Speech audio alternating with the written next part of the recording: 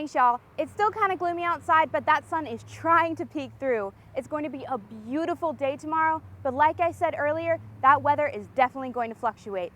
I'll have more for you right after this break. Thanks, guys. Incumbent Councilman Howard Duvall is facing Miss Sarah Middleton to determine who will win the Columbia City Council seat. The candidate will be working with 6 other council members to help with projects and government issues. Councilman Duvall came in first in the polls 2 weeks ago, but due to lack of majority, he did not win. He is confident in his ability for his chances at re-election. Behind me, they're preparing for the pass and review ceremony for the NROTC, the Naval Reserve Officer Training Corps here at USC. The White House was invited to participate in today's hearing, but declined. Next steps for the Judiciary Committee are uncertain. If they find enough evidence to impeach President Trump, they will introduce articles of impeachment. If it passes the committee, it will be voted on by the full House. Democrats have indicated that they would like to get it done before Christmas. Live from the newsroom, Emily.aysse, Carolina News. Back to you in the studio. Thanks, guys. Incumbent Councilman Howard Duvall is facing Miss Sarah Middleton to determine who will win the Columbia City Council seat. The candidate will be working with 6 other council members to help with projects and government issues. Councilman Duvall came in first in the polls 2 weeks ago, but due to lack of majority, he did not win.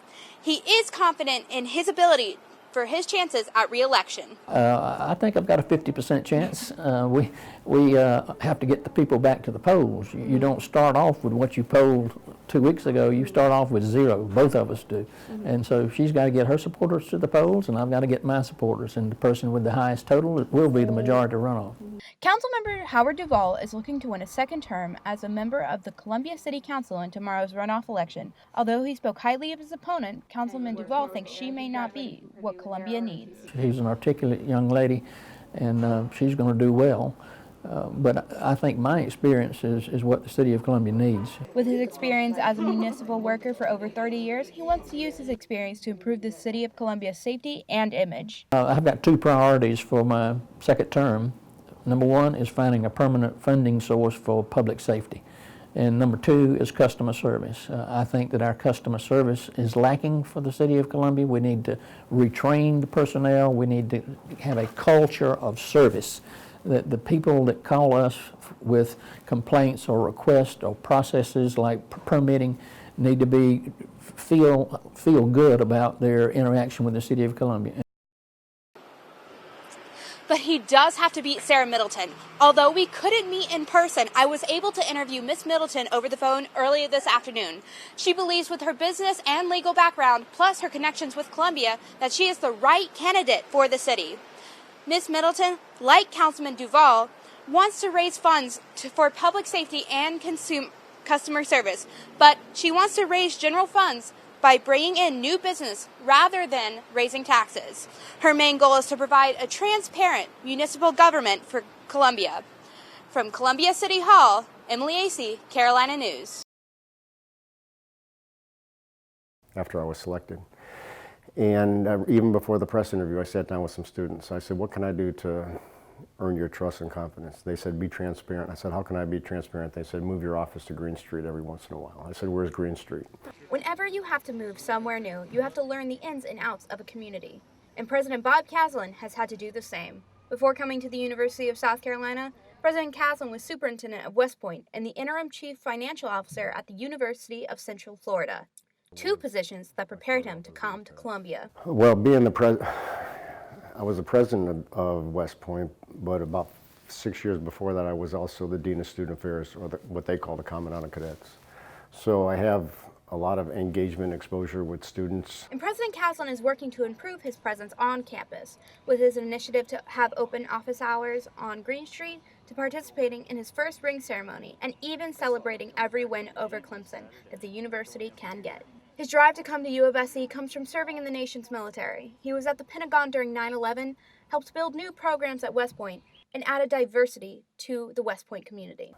Well, I found that when, because I hit my mandatory retirement date at the military academy, so I had to leave the military.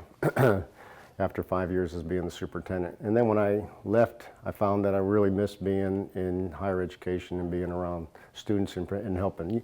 I'm at a point in my life when it's not what's good for me, it's what I can do to give back. And I just felt this was a great way for a person at my age and my point in my career to give back.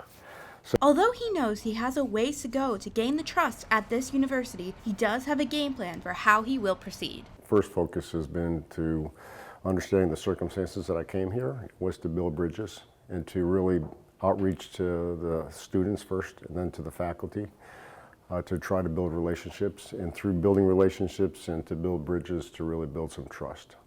I know that I have to earn the trust from the students. I have to earn the trust to be the president of the faculty.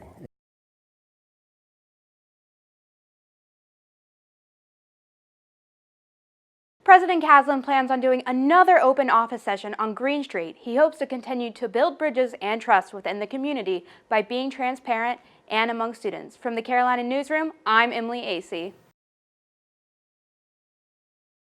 At least you're not Van Wilder. Why would you need a mechanic if you can fix your own car? You definitely don't need a mechanic to prepare your car for an autocross competition. This type of competition creates an environment for drivers like Jeff Harris to safely push their cars to the max.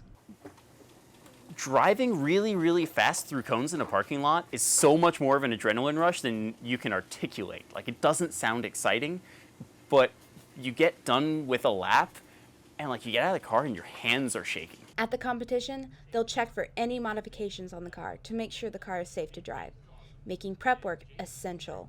When the car is ready, it will go from here to here. The Michelin Lawrence Proving Ground provides an area for drivers to test their skills in car control. The competition is divided into different classes so that everyone will be on the same playing field. Cars go through the track for several laps to try and improve their times. Each lap they take is about 1 minute long.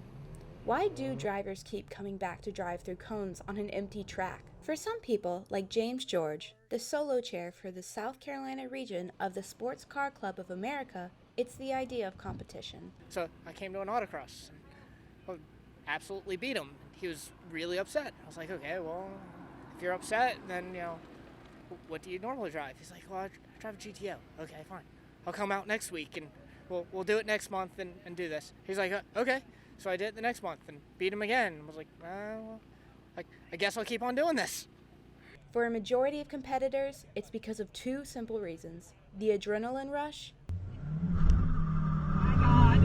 and drivers of all vehicles and experience levels can revel in the competition.